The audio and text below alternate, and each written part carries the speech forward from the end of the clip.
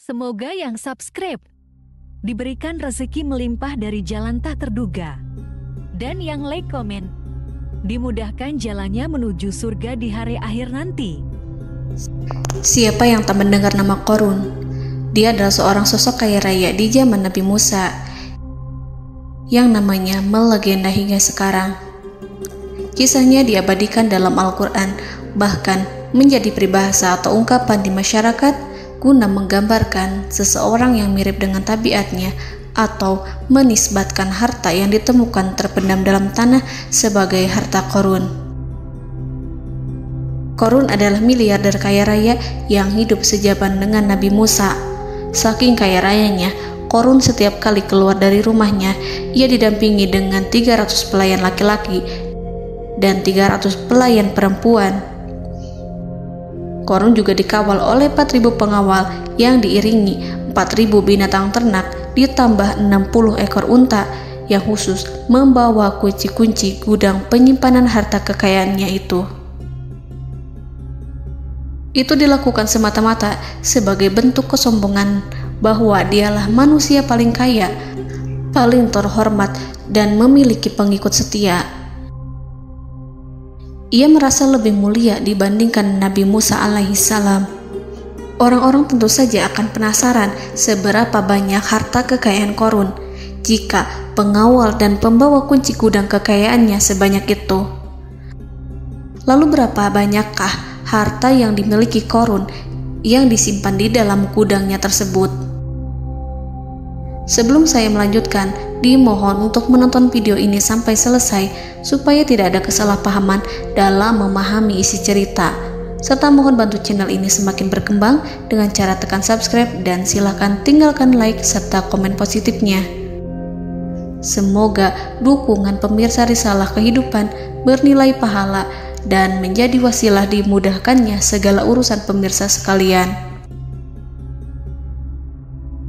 Pemirsa Risalah Kehidupan, di zaman sekarang banyak orang yang mengistilahkan rezeki yang tak terduga dengan istilah harta Qorun. Lalu dari manakah sumber harta kekayaan Qorun yang sangat luar biasa itu? Serta di manakah Qorun dan hartanya ditenggelamkan? Siapakah Qorun dan bagaimana kisahnya dengan Nabi Musa? Qorun merupakan kaum Nabi Musa alaihissalam. Disebutkan oleh Ibnu Jurayj, nama lengkap Qorun adalah Qorun ibnu Yashar, ibnu Qahis, ibnu Lawi, ibnu Yakub. Ia merupakan putra paman atau sepupu Nabi Musa alaihissalam. Pasalnya, Nabi Musa alaihissalam sendiri adalah putra Imran, sedangkan Imran adalah putra Qahis. Dengan kata lain, Qorun masih satu kakek dengan Nabi Musa alaihissalam, yakni kakek Qahis. Ia adalah umat Nabi Musa yang taat. Tidak hanya memiliki banyak harta, Qorun juga termasuk orang yang cerdas dan berilmu. Ia menguasai ilmu duniawi dan ilmu ukhrawi, dan tercatat bahwa Qorun adalah ahli di bidang kimia. Dirinya tercatat sebagai ahli kitab Taurat setelah Nabi Musa. Kepandaian Qorun dalam ilmu agama membuat dirinya sering disebut dengan ilmu nawir, atau orang yang memberi cahaya dan penerangan. Suaranya terkenal merdu dalam membaca kitab Taurat. Selain itu, Qorun juga lihai dalam berbisnis. Ia mengetahui trik investasi yang menguntungkan, serta jalur perdagangan internasional yang strategis di zamannya. Kekayaan Qorun begitu banyak, sebagaimana tercatat dalam surat Al-Qasas ayat 76. Sesungguhnya Qorun termasuk kaum Musa, tetapi dia berlaku aniaya terhadap mereka. Kami menganugerahkan kepadanya perbendaharaan harta yang kunci-kuncinya sungguh berat dipikul oleh sejumlah orang-orang yang kuat. Dalam riwayat Kaisamah disebutkan, kunci gudang kekayaan Qorun dibutuhkan 60 bigol atau sejenis kuda kecil. Ukuran kuncinya sebesar jari, bahannya terbuat dari kulit, dan setiap kunci digunakan untuk satu gudang. Maka keluarlah Qorun kepada kaumnya dalam kemegahannya. Para ulama tafsir menjelaskan Qarun keluar dengan mewah diiringi dengan 300 gadis berbaju merah dan 4.000 kendaraan kuda. Tak heran, iring-iringan Qarun itu mengundang decak kagum mereka yang gandrung terhadap harta kekayaan. Sebagaimana yang terekam dalam ayat Al-Quran, moga-moga kiranya kita mempunyai seperti apa yang telah diberikan kepada Qarun. Sesungguhnya ia benar-benar mempunyai keberuntungan yang besar. Quran Surat Al-Qasas ayat 79. Namun tak sedikit kaumnya yang mengingatkan. Ingatlah ketika kaumnya berkata kepadanya, janganlah engkau terlalu bangga, sesungguhnya Allah tidak menyukai orang-orang yang terlalu membanggakan diri atau farihin.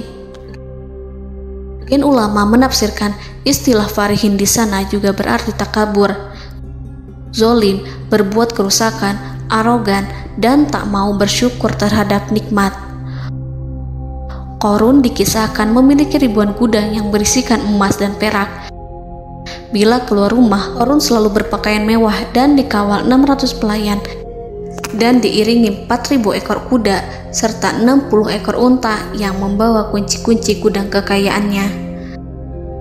Namun, sayangnya Qarun kemudian membangkang pada Nabi Musa dan menjadi pengikut setia Fir'aun. Mengenai dari mana asal-usul kekayaan Qarun, ada beberapa riwayat yang memberitahukan tentang asal-usul kekayaan Qarun. Sumber pertama menyebutkan bahwa jauh sebelum memiliki kekayaan, Qarun hanyalah seorang lelaki miskin yang tidak mampu menafkahi keluarganya. Anaknya sangat banyak. Lalu suatu ketika Qarun datang kepada Nabi Musa. Ia meminta Nabi Musa alaihi salam untuk mendoakannya agar Allah memberikan harta benda yang banyak. Qarun juga meminta Nabi Musa mengajarinya ilmu kimia dan ilmu-ilmu kehidupan lainnya. Qarun dikenal sebagai orang yang soleh dan mengikuti ajaran Ibrahim dengan baik, sehingga tanpa pikir panjang, Nabi Musa alaihi salam menyetujui permintaannya. Allah Subhanahu wa ta'ala mengabulkan doa Nabi Musa. Qarun diberikan kecerdasan luar biasa dan menguasai ilmu yang telah diajarkan kepadanya. Qarun menguasai teori dan praktik pembuatan emas permata dan beragam perhiasan mewah lainnya. Ia juga pakar dalam ilmu arsitektur, rancangan bangunan, penataan kota, dan lain sebagainya. Tidak lama setelah itu, hidupnya berubah. Qarun pun hidup dengan bergelimbang harta. Ribuan gudang yang dimilikinya penuh dengan emas dan perak. Namun, sayangnya, keberuntungan yang didapatkannya membuatnya gelap mata. Qarun mulai hidup dengan penuh pamer, keangkuhan, dan penuh kesombongan. Kekayaan yang diberikan Allah Subhanahu wa ta'ala membuatnya lupa dengan Sang Maha Pemberi. Qarun merasa lebih terhormat dan mulia dibandingkan Nabi Musa. Ia pun akhirnya membelot dan durhaka pada Musa. Ia mengingkari janji-janjinya dulu dan beralih menjadi pengikut Fir'aun yang setia. Loyalitas Qarun terhadap Fir'aun membuatnya diangkat menjadi kepala mandor yang membawahi ribuan pekerja. Dikisahkan bahwa Qarun bersikap semena-mena terhadap para pekerja. Ia tega memotong upah mereka. Ia melakukan korupsi demi membangun istana dan kemegahannya sendiri, dan untuk membangun gudang-gudang penyimpanan harta yang telah ia kumpulkan jauh-jauh hari. Ketika datang perintah zakat, Nabi Musa alaihi salam pergi menemui Qarun dan memerintahnya mengeluarkan zakat sebesar 1 dinar dari setiap 1000 dinar hartanya, 1 dirham dari setiap 1000 dirham, 1 kambing dari setiap 1000 kambing, dan seterusnya. Setelah Qarun menghitung seluruh hartanya, ternyata jumlah zakatnya sangat besar. Kekikirannya pun mulai menghalangi hatinya untuk mengeluarkan zakat. Qarun enggan membayar zakat ketika Nabi Musa alaihissalam menagih zakat yang diperintahkan oleh Allah untuk ditunaikan olehnya. Ketika Qarun dimintai zakat, ia langsung marah dan tidak memberikan sedikit pun kekayaannya. Dia berpikir bahwa harta kekayaan yang dimilikinya didapat dari hasil kerja dan usahanya, dan tidak ada kaitannya dengan siapapun, termasuk Allah Subhanahu wa Ta'ala. Janji Qarun untuk lebih taat beribadah dan membantu sesama jika diberi kekayaan oleh Allah dilupakannya. Dia mempergunakan kekayaannya tersebut dalam kesesatan, kezoliman, dan permusuhan, sehingga membuatnya menjadi sombong dan terlena. Orang-orang beriman pada masa itu sering menasihati Qarun untuk bersyukur atas nikmat yang telah Allah berikan, tetapi dia tidak mengindahkan nasihat tersebut. Dari sikapnya tersebut sudah jelas bahwa Qarun tidak membutuhkan nasihat kebenaran, bahkan merasa tidak takut dengan ancaman Allah. Sebab Qarun merasa sudah memiliki segalanya. Qarun merasa dirinya hebat dan pintar serta punya banyak pengikut setia, punya banyak pengawal dan merasa aman karena dekat dengan Raja Fir'aun. Qarun berkata, "Sesungguhnya aku mendapatkan harta ini karena ilmu yang ada padaku." Qarun sangat sombong. Ia merasa hartanya didapatkannya sendiri tanpa campur tangan dan kehendak Zat yang Maha Kaya, yakni Allah Subhanahu wa Ta'ala. Apakah Qarun lupa ataukah ia tidak tahu bahwa Allah telah membinasakan orang-orang sombong sebelumnya yang bahkan lebih kuat darinya, yang lebih kaya darinya, yang lebih banyak pengawalannya, lebih kokoh dan tak terkalahkan dibanding dirinya? Karena terdorong sifat kikir dan angkuh, maka Qarun membuat rencana untuk melakukan tipu daya agar dia terlepas dari kewajiban membayar zakat. Dia ingin menjatuhkan nama baik dan citra baik Nabi Musa. Kemudian dia mengumpulkan tokoh-tokoh konglomerat Bani Israel. Ia berkata kepada mereka, "Wahai saudara-saudaraku, terhadap apa yang diperintahkan Musa untuk membayar zakat, apakah kalian akan mematuhinya? Sekarang dia hendak mengambil harta yang ada di tangan kalian, maka pikirkanlah suatu cara untuk menghindari perintahnya." Para pembesar-pembesar yang dipanggil kemudian menjawab, "Wahai paduka Qarun, engkau lebih besar daripada kami. Kami akan melakukan apapun yang kau inginkan." Qarun berkata, "Datangkanlah kepadaku wanita cantik. Aku akan memberinya hadiah besar jika ia berhasil menggoda dan memfitnah Musa." Ketika wanita cantik yang diinginkannya datang, Qarun memberikan kepadanya uang muka sebagai jaminan. Ia akan membayarkan seluruh yang dijanjikannya ketika berhasil menjalankan misinya. Bukan hanya itu, Qarun pun berjanji akan menjadikan wanita ini sebagai istrinya. Keesokan harinya, Qarun mengumpulkan Bani Israel. Setelah itu, Qarun menghadap kepada Nabi Musa seraya berkata, "Orang-orang menanti kedatangan Anda, sampaikanlah saran dan nasihat kepada mereka." Nabi Musa kemudian keluar dari rumahnya. Ia mulai menyampaikan nasihat pada umatnya. Di antara nasihatnya, beliau berkata, "Barang siapa yang mencuri, aku akan memotong tangannya. Barang siapa yang memfitnah, aku akan mencambuknya sebanyak 70 kali. Barang siapa yang tidak mempunyai istri dan dia berbuat zina, maka aku akan mencambuknya sebanyak 70 kali. Adapun barang siapa yang memiliki istri dan ia berbuat zina, aku akan rajam dia sampai mati." Qarun kemudian berkata, "Apakah ini juga berlaku untuk Anda jika Anda sendiri yang berbuat zina? Apakah Anda akan menerima hukumannya?" Kemudian Nabi Musa menjawab, "Ya, meskipun saya sendiri yang melakukannya." Maka kemudian Qarun memanggil wanita yang telah dibayarnya.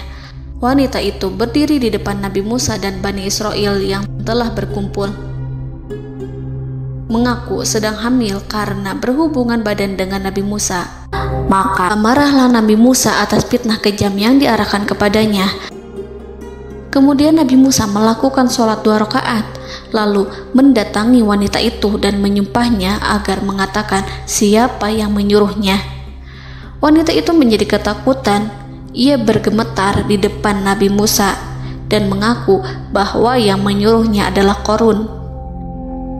Lalu wanita itu bertaubat dan meminta maaf kepada Nabi Musa. Seketika Nabi Musa bersujud seraya berdoa kepada Allah agar menimpakan azab kepada Qarun. Allah memberi wahyu kepada Musa bahwa bumi telah dijadikan tunduk kepada perintah Nabi Musa. Kemudian Nabi Musa berkata kepada bumi, "Wahai bumi, telanlah Qarun beserta kekayaannya, habiskanlah semua." Kala itu Allah menurunkan wahyu kepada Musa alaihissalam untuk memerintah bumi apapun yang diinginkannya. Begitu Nabi Musa alaihissalam datang dengan wajah sangat marah, barulah Qarun merajuk, "Wahai Musa, sayangilah aku." Sementara Nabi Musa alaihissalam tak bergeming. Beliau lantas berkata pada bumi, "Wahai bumi, ambillah mereka." Seketika rumah Qarun mulai bergetar. Qarun dan antek-anteknya mulai dibenamkan hingga bagian lututnya. Rumahnya ikut turun sedalam lutut. Qarun kembali merajuk, "Sayangilah aku Musa." Rumahnya kembali berguncang. Kini Qarun dan kawan-kawannya kembali terbenam hingga pusar. Demikian pula rumahnya. Qarun terus merajuk, "Wahai Musa, sayangilah aku." Sementara Nabi Musa alaihissalam kembali meminta bumi, "Wahai bumi, ambillah mereka." Rumah Qarun berguncang lagi, sementara Qarun dan kawan-kawannya terus terbenam hingga bagian tenggorokannya. Demikian pula rumahnya. Qarun lagi-lagi menjerit, "Wahai Musa, sayangilah aku." Namun Nabi Musa alaihissalam tak bergeming.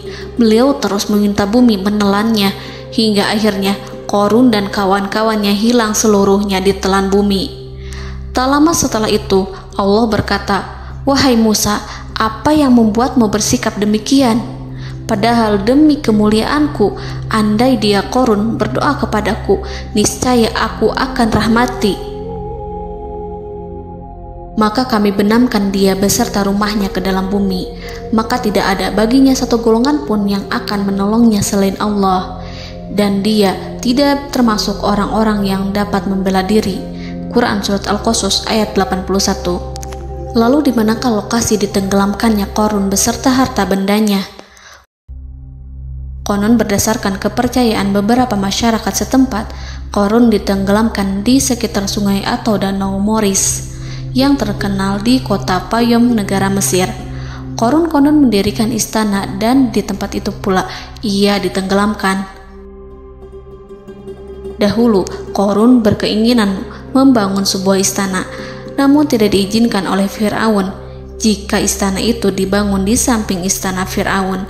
Terlebih, Qarun juga tidak ingin membangun istana di tengah pemukiman Bani Israel yang terletak di tanah Jasan. Fir'aun pun memberikan tanah di wilayah Fayom.